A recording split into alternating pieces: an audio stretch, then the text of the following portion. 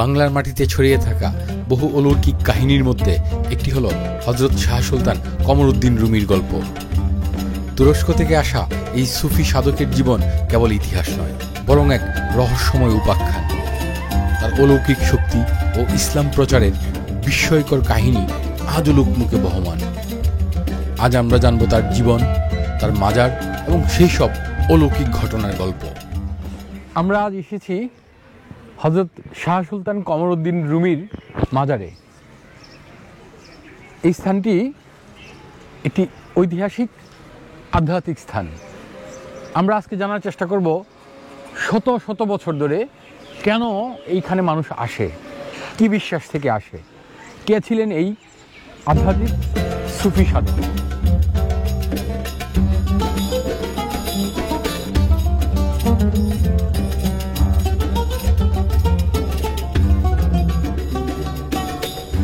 (1192 খ্রিস্টাব্দে মোহাম্মদ ঘুরির নেতৃত্বে ভারতবর্ষে ইসলামী শাসন প্রতিষ্ঠার 200 বছর আগে এই আধ্যাত্মিক সুফি সাধক বাংলায় এসে ইসলাম ধর্ম প্রচার করেছেন। ধারণা করা হয় তার আগে কোনো মুসলিম সাধক বাংলায় আসেননি। তখন যে উগ্র ব্রাহ্মণ সেনদের অত্যাচার খুব মারাত্মক ছিল, ওই সময়ে তিনি চট্টগ্রাম হয়ে বগুড়া, তারপরে এই নেত্রকোনার এই জায়গাতে এসে ইসলাম ধর্ম প্রচার করেন। শাহ সুলতান কমরউদ্দিন রুমি রহমতুল্লাহ ছিলেন তুরস্কের সেলকুজ রাজ্যের অধিবাসী। কথিত আছে তিনি রুমের সুলতানের ছোট ভাই ছিলেন এবং সেই সূত্রে রুমি উপাধি লাভ করেন। 120 জন সুফি সাধকের একটি দল নিয়ে তিনি প্রথমে চট্টগ্রাম আসেন। এরপর মহস্তানগড় হয়ে ব্রহ্মপুত্র নদী পেরিয়ে ইসলাম প্রচার করতে থাকেন। তিনি পরে মদনকুচের রাজ্য মদনপুর আসেন, যেখানে পরবর্তীতে তার মাজার প্রতিষ্ঠিত হয়। শাহ সুলতানের অলৌকিক শক্তির অনেক গল্প প্রচলিত আছে। বলা হয় তিনি একটি মাছের পিঠে চড়ে নদী পেরিয়েছিলেন। আরও শোনা যায় মদনপুরের রাজা তাকে চ্যালেঞ্জ করেছিলেন, কিন্তু অলৌকিক শক্তির কারণে তিনি পরাস্ত হন এবং ইসলাম গ্রহণ করেন। কথিত আছে রাজা মদনকুচ তার শক্তির পরীক্ষা নিতে চেয়েছিলেন। তিনি বলেছিলেন যদি শাহ সুলতান সত্যিকারের সাধক হন তবে যেন তার অলৌকিক শক্তি দিয়ে বিশাল এক পাহাড়কে সরিয়ে দেন। কিংবদন্তি অনুসারে শাহ সুলতানের প্রার্থনায় সেই পাহাড় সত্যি স্থান পরিবর্তন করেছিল, যা দেখে রাজা বিস্মিত হয়ে ইসলাম গ্রহণ করেন। তার জীবন ছিল ধর্ম প্রচারের জন্য নিবেদিত এবং তিনি অত্যন্ত প্রভাবশালী সুফি সাধক হিসেবে পরিচিতি লাভ করেন। ওনার যখন বিয়ে ঠিক হয়, ঠিক ওই সময় উনি মক্কায় ইসলাম প্রচারকারী যে সংগঠন, সেই সংগঠনে যোগ দেন। বাগদান সম্পন্ন হলেও উনি আর বিয়েটা করেননি। বিয়ে না করেই তিনি ইসলাম প্রচারের জন্য ভারতবর্ষে চলে আসেন। আমরা 140 জনের মতো আসছি। এখন আমরা একটা সিন্নির একটা তবরক পাক করবো না, তবর পাক করে আসছি সবাই একসাথে খাওয়া খাইতে করে আবার আনতে পারবে। আমরা বছরে 1-2 বার আসা হয়ে যাবে। আপনার এই ফকিরি জীবন কতদিনের? 35 বছর। 5 বছর ধরে থাকি। আমার ভালো লাগে, শান্তি লাগে, খুব শান্তি লাগে। আমার খাওয়া কাজের বেশি প্রয়োজন করে না, এমন শান্তি লাগে। বেহেশতে কেন বই রয়েছি, আমার লাগে বেহেশতে মদিনা।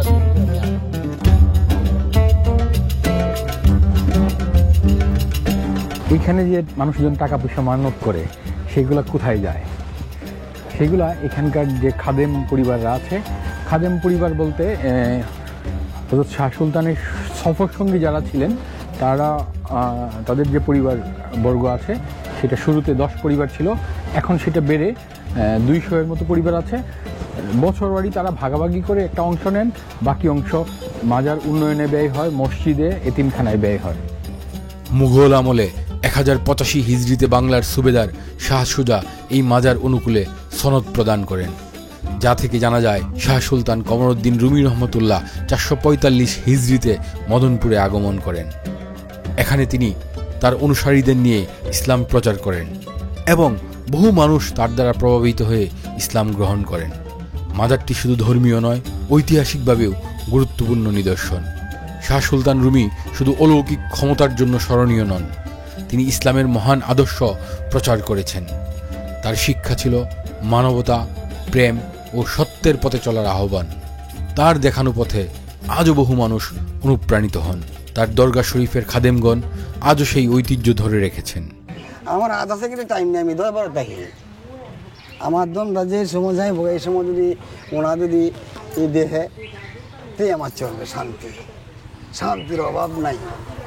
এই পৃথিবীটা শান্তির জায়গা, এই পৃথিবীটা ভালোবাসার জায়গা, এই পৃথিবীটা প্রেম করার জায়গা।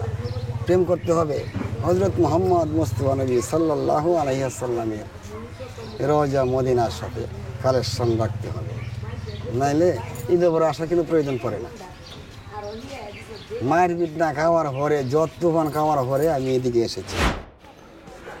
আমি সাধারণত জনপ্রিয় কোনো ভিডিও করি না, ইতিহাস ঐতিহ্য নিয়ে ভিডিও করি। এই ভিডিও খুব বেশি মানুষ দেখবে এটা আমি আশাও করি না। কিন্তু এর মধ্যে আবার কোনো পরিচিত জন যদি এসে ডাক দেয় যে তুহিন ভাই আমি আপনার একজন সাবস্ক্রাইবার, এটি আমার জন্য আসলে অনেক বড় পাওয়া, অনেক বড় আনন্দের বিষয়। এরকম একজনের দেখা পেয়েছি। আসসালামু আলাইকুম, সবাই কেমন আছেন? আশা করি ভালো আছেন। আসলে তুহিন নন্দী ভাইয়ের একটা ইউটিউব চ্যানেল আছে ভাইয়ের, তো আমি মাঝে মাঝে ভিডিও দেখি। আজকে ভাইয়ের সাথে দেখলাম এনে উনি ভিডিও করতেছে, তো আসলে দেখে মনে পড়ে গেল এটা তো তুহিন ভাই হতে পারে। আমি আসলে শিওর ছিলাম না যে তুহিন ভাই, কিন্তু পরে আবার চিনতে পারলাম ফেসটা যে তুহিন ভাই। তিনি যে ইসলাম প্রচার করতেন সেই ইসলাম দাওয়াতের ইসলাম, জিহাদের ইসলাম না। সেই ইসলামে সবার স্থান ছিল, হিন্দু, মুসলিম, বৌদ্ধ, খ্রিস্টান সবাই তার ছায়াতলে আশ্রয় নিতে পারত। এই যে কিছু লোকজন একটা গরু নিয়ে আসছে, এইটা তাদের মানসিক, এইখানে এটা জবাই করবে, এখানকার যে দুস্থ লোকজন আছে তাদের সাথে মিলেমিশে খাবে। গত 1000 বছর ধরে ভারতবর্ষে যে ইসলামের বিস্তার প্রসারণ ঘটেছে তা এইরকম সুফি সাধকদের দাওয়াতের মাধ্যমেই ঘটেছে। এই বাংলার যে মুসলিম পুরনো রীতিটা আছে সেটা অনেকটা মাজার কেন্দ্রিক। বাংলার প্রথম সুফি সাধক হযরত শাহ সুলতান কমরউদ্দিন রুমির মাজার কে কে জিয়ারত করেছেন আপনারা কমেন্ট সেকশনে তা জানিয়ে দিন। দেয়াল এবং কাঁচ দিয়ে ঘেরা এই ঘরের ভিতর একটি শ্বেতকরবীর গাছের অংশ দেখতে পাচ্ছেন। এটি হযরত শাহ সুলতান কমরউদ্দিন রুমির নিজ হাতে লাগানো গাছ। 1996 সালে মৃত এই গাছটি কেটে ফেলা হয়। পরবর্তীতে জেলা প্রশাসনের সহায়তায় এই গাছটিকে এইভাবে ঘরবন্দি করে রাখা হয়। এটিতে ওনার স্পর্শ লেগে আছে।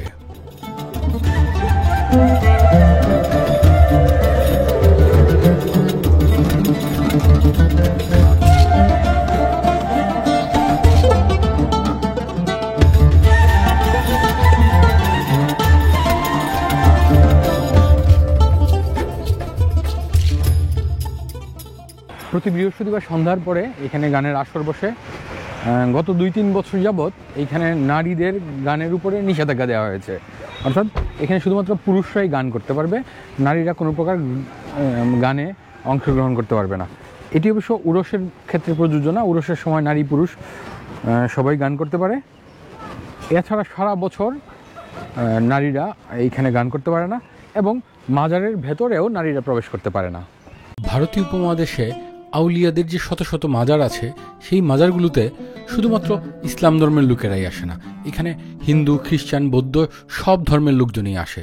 আপনারা এখন একটি হিন্দু পরিবারকে দেখছেন, তারা এই মাজারে কিছু মানত করেছিলেন, সেই মানত তারা দিয়েছেন। এখানে তারা আশীর্বাদের জন্য এসেছেন, তারা যেন তাদের কাজে সফলতা পান সেই দোয়া নেওয়ার জন্য এসেছেন। বর্তমান প্রজন্মের কাছে তার দর্শন কতটা প্রাসঙ্গিক এ নিয়ে বিতর্ক থাকলেও তার আদর্শ যে যুগে যুগে মানুষকে প্রভাবিত করেছে তা অস্বীকার করা যাবে না। শত বছর পেরিয়ে গেলেও শাহ সুলতান কমরউদ্দিন রুমির স্মৃতি আজও অমলিন। তার অলৌকিক ক্ষমতা, তার শিক্ষা আজও আমাদের পথ দেখায়। কিন্তু এই কাহিনীগুলো কি সত্য, নাকি কিংবদন্তির রঙে রঞ্জিত ইতিহাস?